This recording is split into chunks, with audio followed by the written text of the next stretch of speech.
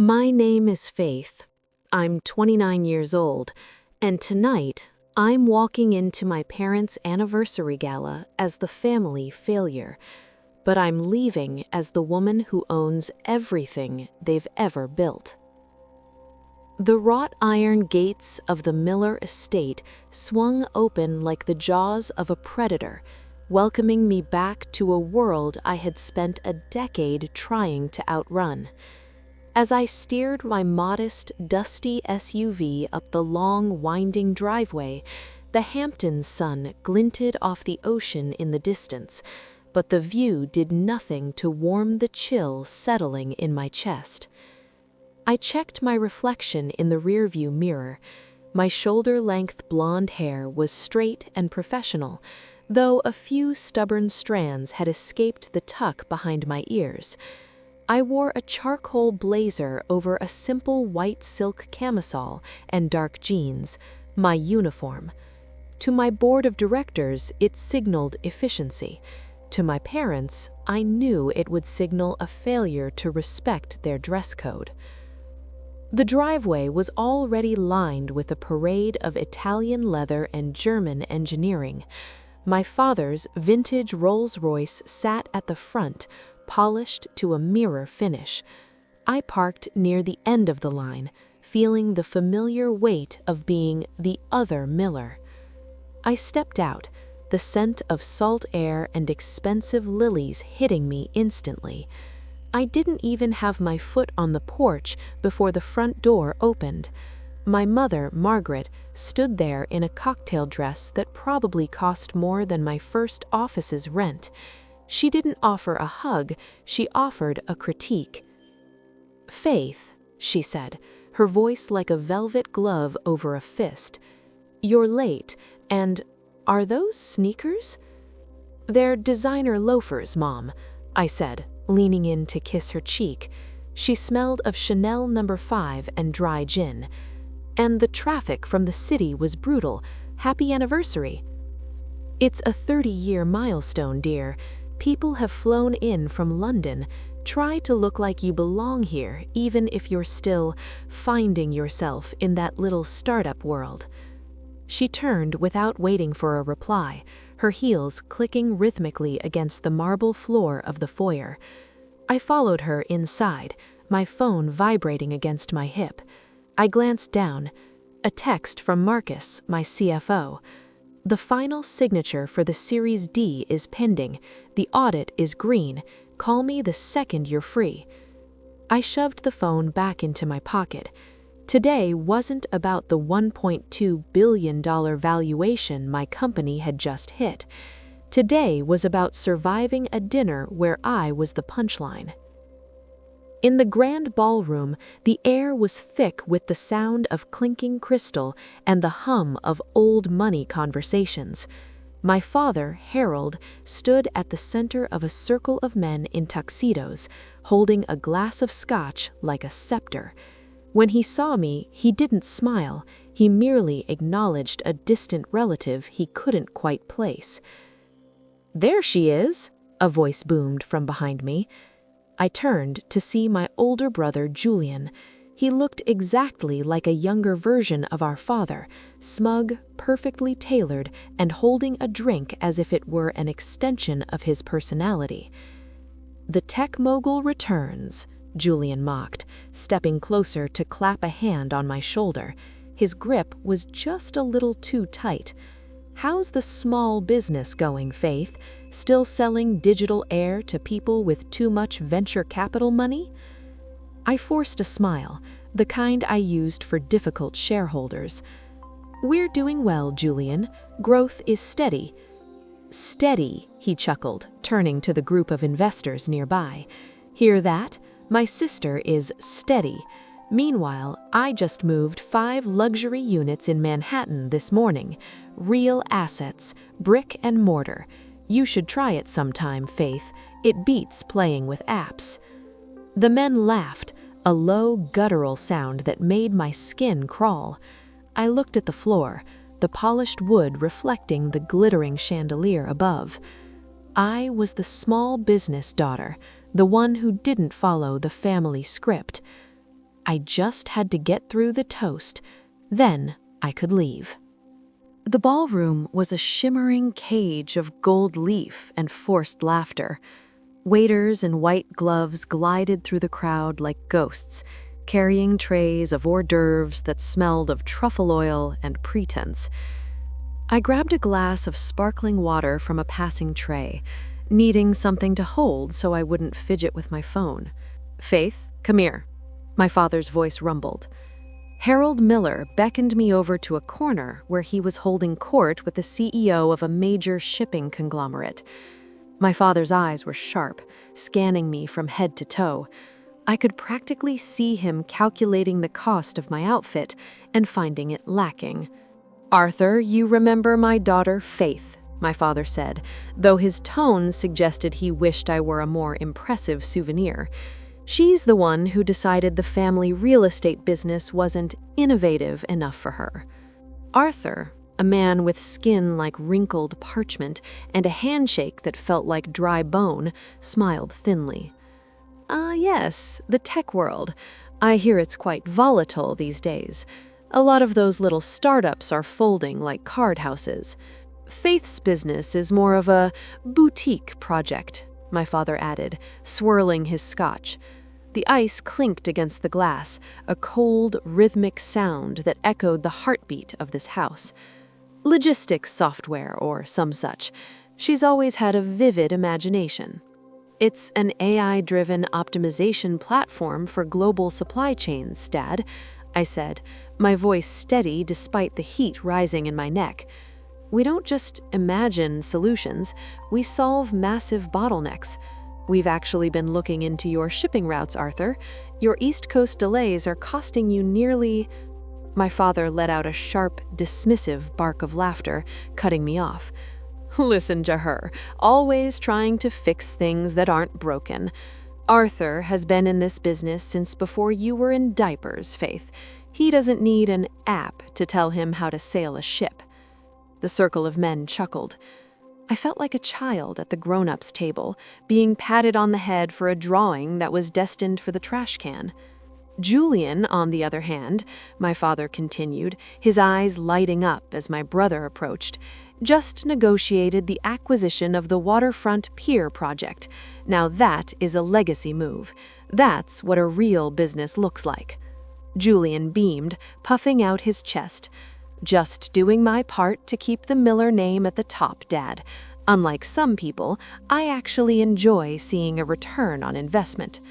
He nudged me with his elbow, a playful gesture that carried enough force to make me slosh water onto my hand. I reached into my pocket for a tissue and felt my phone again. It was hot. It had been buzzing every 30 seconds. 12 missed calls. Marcus Thorne. Text. "Faith, the board is freaking out. We need the final digital key. The valuation is holding at 1.2 B, but the buyers are getting twitchy. Where are you?" I looked up to see my mother staring at me from across the room. She mouthed the word, "smile."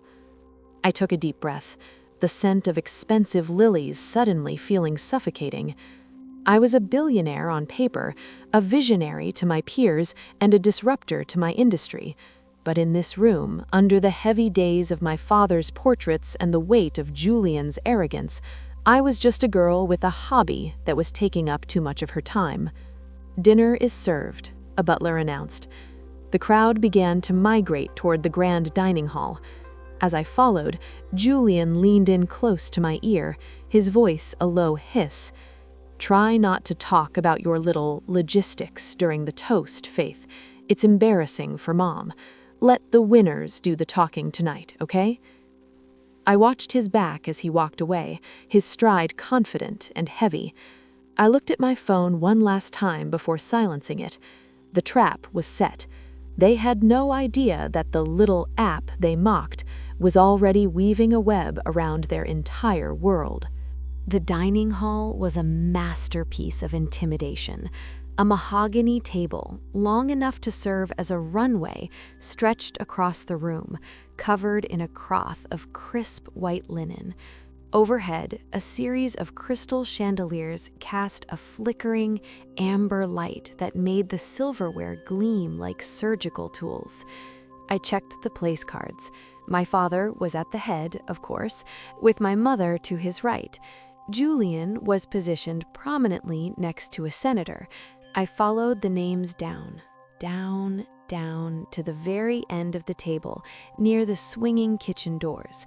That's where I found my name, Faith. I was seated between a distant, elderly aunt who was already nodding off and an empty chair. I sat down, the heavy velvet chair swallowing me whole. From here, my family looked like characters in a play, distant and untouchable. "Don't look so glum, Faith," Julian called out from halfway up the table, his voice carrying easily over the soft classical music playing in the background. "Someone has to be near the kitchen to tell the staff when we need more wine." A ripple of laughter moved through the guests.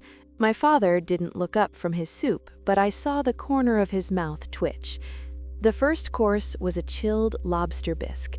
It was rich and creamy, but it tasted like ash in my mouth. I watched as the server, a young man who looked as nervous as I felt, poured wine for the guests. "So, Faith," my mother said, raising her voice to bridge the distance, "I heard you had to move into a new office last month. Is it in one of those industrial areas? I hope it's safe." "It's in the Flatiron District, Mom," I replied, projecting my voice. "It's a 3-floor loft. We needed the space for the new engineering team." Julian let out a theatrical sigh. "Engineering team? You mean 3 guys in hoodies playing video games? Mom, she's paying for a loft she doesn't need just to feel like a CEO. It's vanity, pure and simple. If she were smart, she'd be liquidating that hobby and putting the cash into a real estate trust." "Now, Julian," Harold intervened, though his tone was far from defensive. "Faith has always been stubborn. She wants to play the founder game. It's a phase. Eventually, she'll realize that the real world doesn't run on algorithms. It runs on land and legacy." I gripped my spoon so hard my knuckles turned white. I could feel the eyes of the guests on me. Pitying looks, mostly. The poor little sister who didn't understand how the world worked. Under the table, my phone buzzed again. This time it wasn't a text. It was a calendar notification. Merger filing deadline, 10 minutes. I looked at the empty chair next to me. It felt like a symbol of my life in this family, a space that was reserved but never truly filled. I was a ghost at my own parents' celebration. "Is everything all right, dear?" my aunt suddenly asked, her eyes fluttering open. "You look like you're about to explode." "I'm fine, Aunt Martha," I whispered, forcing a tight smile. "I'm just waiting for the main course." The main course was coming, all right, but it wasn't the Wagyu beef the kitchen was currently searing. It was the moment the world would find out that the Miller Real Estate Group wasn't the powerhouse it claimed to be. For months, my company's data analytics showed that my father's brick-and-mortar empire was built on a foundation of sand and predatory loans. While they were mocking my small business, I had been quietly buying up their debt through a series of shell corporations. I looked up at my father, who was currently laughing at a joke the senator made. He looked so powerful, so certain. He had no idea that I wasn't just his daughter anymore. I was his biggest creditor. The main course arrived with a flourish of silver domes being lifted simultaneously. The Wagyu beef was perfectly marbled, glistening under the chandelier light, served alongside baby carrots glazed in honey. It was a meal designed to project absolute prosperity, but the air at my end of the table felt thin, as if the oxygen were being sucked toward the important guests at the other end. I picked up my steak knife. The handle was heavy, cold, and engraved with the Miller family crest, a hawk clutching an olive branch. A bit ironic considering there was very little peace at this table. "You're not eating, Faith," my mother called out. She had a way of projecting her voice so that even the staff in the hallway could hear her concern. "Is the food too corporate for your taste? I know you prefer those organic salad bowls they eat in those tech incubators." "The food is lovely, Mom," I said, slicing into the meat. It was tender, but I could barely swallow. "I'm just a little preoccupied." "Preoccupied with what?" Julian leaned forward, his flesh from the expensive Bordeaux. "Checking your download counts, or wondering if you can afford the Uber ride back to the city?" A few people nearby chuckled. I looked at Julian. He was wearing a Rolex Daytona that our father had given him for his 30th birthday. He looked so sure of himself, so anchored in his belief that he was the superior sibling. "I'm actually waiting for some final numbers on a merger," I said quietly. My father put his fork down with a deliberate clink that silenced the immediate area. "A merger, Faith? Let's be realistic. You're running a startup. You don't merge, you get acquired by a larger company for your talent, or you go bust. Don't use big words to try and impress the senator. It's transparent." The senator offered a tight, sympathetic smile. "Innovation is the backbone of the country, Harold, though I must admit real estate is the heart." "Exactly," Julian said, raising his glass, "to the heart of the Miller legacy, and to the fact that some of us know how to keep that heart beating." I felt the vibration in my pocket again. It was a long, sustained pulse, a phone call. I checked the time on my watch, 8:45 p.m. The deadline had passed. The digital signatures were locked in. The transaction was no longer a possibility. It was a reality. I tried to slide my phone out to see the name on the screen, but my father's eyes were on me like a hawk. "Faith Miller, put the phone away," he commanded. His voice had dropped an octave, the tone he used when he was truly displeased. "This is a celebration of 30 years of marriage and 30 years of building a dynasty. If your little project is so fragile that it can't survive one dinner without your supervision, then it isn't a business, it's a tether." "Harold, let her be," your mother whispered, though her eyes were just as cold. "She doesn't know any better." "No," Harold said, standing up. He tapped his glass with a spoon, the high-pitched ping echoing through the hall. "I think it's time for the toast, and I want my daughter's full, undivided attention. I want her to see what a real legacy looks like." The room went quiet. Guests shifted in their seats, turning their chairs toward the head of the table. I felt small, seated so far away, like I was watching my father from the wrong end of a telescope. He cleared his throat, adjusting his silk tie. 30 years ago, Margaret and I started with a single office and a vision. As he began his rehearsed speech about grit and traditional values, my phone didn't just vibrate, it began to ring. The ringtone, a sharp, modern synth, cut through his deep baritone like a knife. The eyes of every guest in the room swung toward me. My father stopped mid-sentence. His face turned a deep, dangerous shade of crimson. "Faith Miller, turn that off." I looked at the screen. It was Marcus. He wouldn't call during the dinner unless it was the big one. "I have to take this," I whispered, though in the silent room it sounded like a shout. "Sit down," Julian spat from his seat. "Don't you dare ruin this." I didn't sit down. I stood up, my chair scraping loudly against the hardwood floor.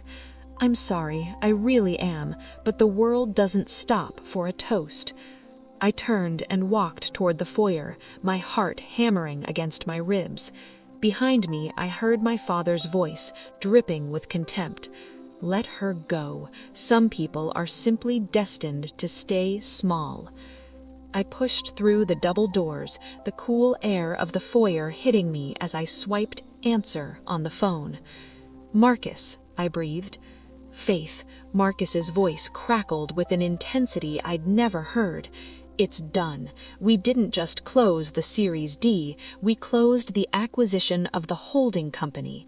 You're not just a founder anymore, boss. You're the majority shareholder of the debt. I'm 5 minutes away. I'm coming in. Wait, Marcus. No waiting, he said. They're trying to liquidate the pier project tonight to cover the shortfall. If you don't stop them now, they'll commit fraud. I'm coming to deliver the report in person. He hung up.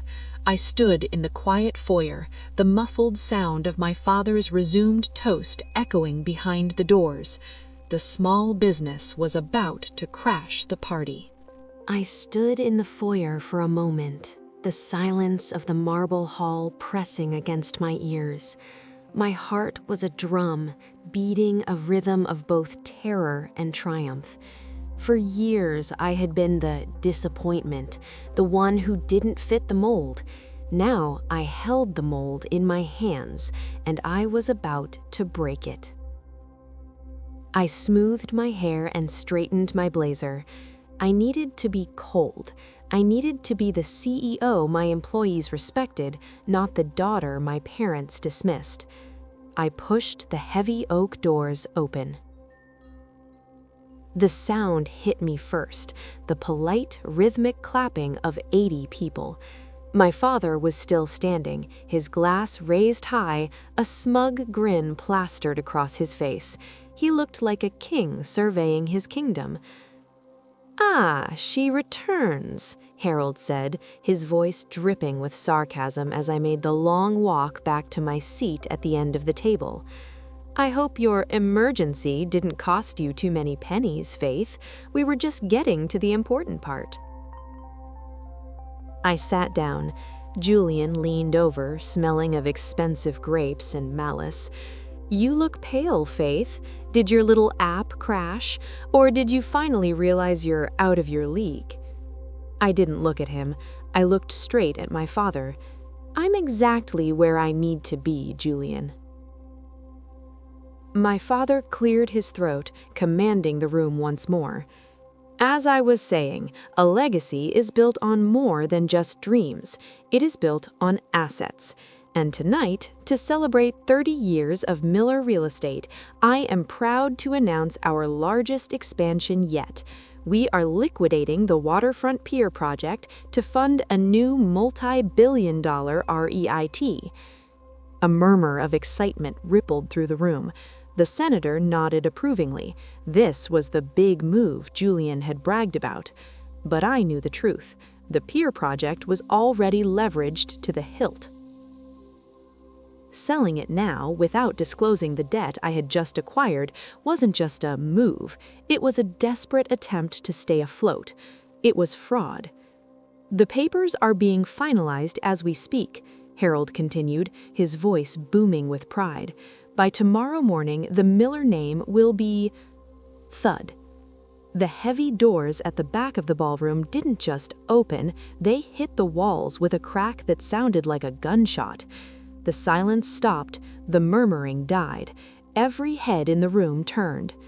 Marcus Thorne stood in the doorway. He was 6'2", dressed in a charcoal suit that made my father's look like a cheap rental. He carried a slim black leather briefcase and a look of absolute professional indifference. He didn't look like a party guest, he looked like an executioner. "Who the hell is this?" Julian barked, standing up. "This is a private event." Marcus didn't even glance at Julian. He walked down the center of the room, his leather soles clicking with military precision on the hardwood. He ignored the gasps and the confused whispers of the Hamptons elite. He stopped right behind my chair at the kids' table. "Boss," Marcus said, his voice deep and clear enough to reach the rafters. "The audit is finalized. The transfer of the Miller holding debt is complete." My father's face went from red to a sickly pale gray. He gripped the edge of the table, his knuckles turning white. "Faith, what is this? Who is this man?" I stood up slowly, my chair gliding back without a sound. For the first time all night, I didn't feel like the girl at the end of the table. I felt like the person who owned the table. Dad, Mom, Julian, I'd like you to meet Marcus Thorne. He's my chief financial officer, and he's not here for the lobster. Marcus opened his briefcase and pulled out a single, thick document bound in blue. He didn't hand it to my father. He laid it right in front of me. The report is ready for your signature, Faith. The valuation is confirmed at $1.2 billion. And since you now hold 60% of the parent company's outstanding debt, I believe you have some things to discuss with the former chairman. The silence that followed was so heavy it felt like it might collapse the ceiling. This silence in the ballroom wasn't just quiet. It was heavy, like the air before a massive storm. I could hear the rhythmic ticking of the grandfather clock in the foyer and the frantic, shallow breathing of my brother. All the eyes that had looked at me with pity or amusement just moments ago were now wide, darting between me, Marcus, and the blue-bound folder on the table. "Debt?" my father whispered, the words sounding like it was being pulled out of him by force. He looked at Marcus, then back at me, his eyes searching my face for a sign that this was a prank. "What are you talking about, Faith? This is a family celebration. You can't just hire an actor to come in here and—" "He's not an actor, Harold," Arthur, the shipping mogul, said. His voice was gravelly and sharp. He was leaning forward, squinting at Marcus. "I know Marcus Thorne. He was the head of acquisitions for one of the biggest firms in London before he disappeared into the tech sector. If he says the debt has moved, it's moved." Julian's face went from pale to a mottled, angry purple. He slammed his fist onto the mahogany table, making the silverware dance. "This is a lie. It's a stunt. You're trying to embarrass us because you're jealous of the peer deal. Dad, tell security to throw this man out." Marcus didn't flinch. He didn't even look at Julian. He simply adjusted his cufflinks and looked at me, waiting for my lead. "Julian, sit down," I said. My voice was low, but it carried to every corner of the room. It wasn't the voice of the sister he used to tease. It was the voice I used when I was closing a deal. Julian opened his mouth to bark back, but the look in my eyes stopped him. He sank into his chair, his chest heaving. I turned my attention to my father. He looked smaller now, the light of the chandeliers casting deep shadows under his eyes. "For 3 years, Dad, you've called my company a hobby. You called it digital air. But while you were busy looking at the Miller name on the front of buildings, I was looking at the numbers on the back of your ledgers." I reached out and flipped open the blue folder. I turned it around so my father could see the top page. "Your waterfront pier project wasn't a success, Harold. It was a sinkhole," I said, using his first name for the first time in my life.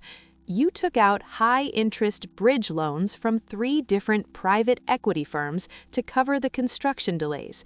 You thought they were separate entities. They weren't. My holding company bought those firms 6 months ago." You bought our debt?" my mother gasped, her hand fluttering to her throat. Her perfect pearls suddenly looked like a collar. "I secured it," I corrected, "and as of 8:45 p.m. tonight, when the final audit was signed, I consolidated it. You aren't liquidating the pier project to fund a REIT, Dad. You were liquidating it to pay back creditors who were about to foreclose." I signaled to Marcus. He reached into his briefcase and pulled out a single high-gloss sheet, the $100 million report. He placed it on top of the debt summary. "This is Faith's personal liquidity report as of this evening. Her personal stake in the Series D funding has just been finalized. Her net worth now exceeds the total valuation of the Miller Real Estate Group by a factor of 3. A collective gasp swept through the guests. The senator, who had been so chummy with my father, suddenly looked like he wanted to be anywhere else. My father reached out, his hand shaking as he touched the paper. He read the numbers, his eyes moving back and forth like he was watching a tennis match he was losing. $100 million? In cash? In liquid assets, which is more than the Miller Group has had in its accounts for a decade. I looked around the room. The mockery was gone. The kids' table jokes were dead. I felt a strange sense of calm. I had spent my whole life wanting them to see me. Now that they finally were, I realized I didn't need their approval anymore. I already had the keys to the kingdom. The silence that followed was suffocating. I could hear the faint, frantic hum of the air conditioning and the rhythmic tink, tink, tink of my father's wedding ring tapping against his crystal glass. He wasn't doing it on purpose. His hand was simply shaking too hard to stop. Julian was the first to break. He stood up so fast his chair toppled backward, the heavy velvet hitting the floor with a dull thud. "This is a setup," he screamed, his face a distorted mask of rage. "You've been spying on us. You've been plotting this. Dad, she's trying to steal the company. It's corporate espionage or some kind of family treason." I looked at my brother, and for the first time in 29 years, I didn't feel the sting of his words. I felt pity. He looked like a child throwing a tantrum in a very expensive suit.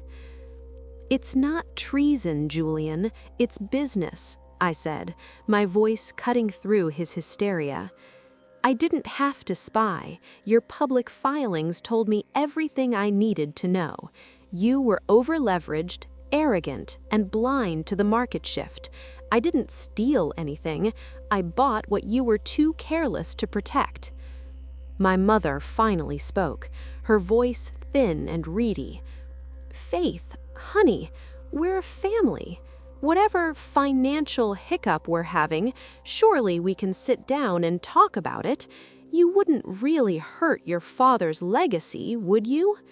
She reached across the table, her hand trembling. I watched her perfectly manicured nails and thought of all the times that hand had dismissed me, waved me away, or gestured for me to act more like a Miller.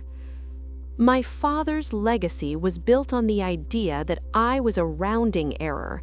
I echoed his words from earlier. I turned to Harold. "Isn't that right, Dad? You told the senator that $100 wasn't a profit, it was a mistake. Well, it turns out that my small business produces enough mistakes to buy this entire estate and every office building you own twice over." Harold finally looked up. The fire in his eyes had been replaced by a hollow, haunting vacuum. "What do you want, Faith? You've made your point. You've humiliated us in front of everyone we know. Is that what this was for? Revenge?" "No," I said, leaning forward. The scent of the lilies was still there, but now it smelled like a funeral. This wasn't about revenge, it was about survival. If I hadn't bought that debt, a predatory firm from Singapore would have. They would have liquidated everything by Monday morning. You would have been on the street, and Julian would have been in a courtroom answering for the Pier Project's missing funds. Julian went white. He opened his mouth, but no sound came out. He knew I had the receipts. "I'm not here to destroy you," I continued, my voice softening just a fraction. "But the Miller Real Estate Group, as you know it, is dead. As of tonight, the board is being dissolved. Marcus has the restructuring papers ready." I looked around the room at the guests. The old money elite were staring at me with a new kind of intensity. Not mockery, but fear. They realized that the world had changed while they were drinking their Bordeaux. "As for this house," I said, looking back at my mother, "it's part of the holding company, which means, technically, as of 5 minutes ago, I'm the landlord. I won't kick you out, but things are going to change. There will be no more discounts for Julian's lifestyle, no more hiding losses behind family pride." I stood up straight, my blonde hair catching the overhead light. I felt taller than I ever had in this room. "I think the toast is over," I said to the room. The senator was the first to stand. He didn't look at my father. He walked straight to me and offered his hand. "Impressive work, Ms. Miller, truly. We should have lunch in the city next week." One by one, the important guests began to stand, offering me their cards and their congratulations, stepping over the ghost of my father's reputation as they hurried towards the exit. The exodus was swift. In less than 20 minutes, the grand ballroom, once a fortress of high society pride, had become a graveyard of half-eaten Wagyu beef and abandoned champagne flutes. The friends my parents had spent 30 years cultivating had vanished the moment they realized the scent of money had moved from the head of the table to the foot. I stood in the center of the room, the silence now so profound it made my ears ring. Marcus remained a few paces behind me, a silent, steady sentinel. My father was still in his chair, staring at the $100 million report as if it were a death warrant. Julian sat on the floor next to his overturned chair, his head in his hands. My mother was the only one moving.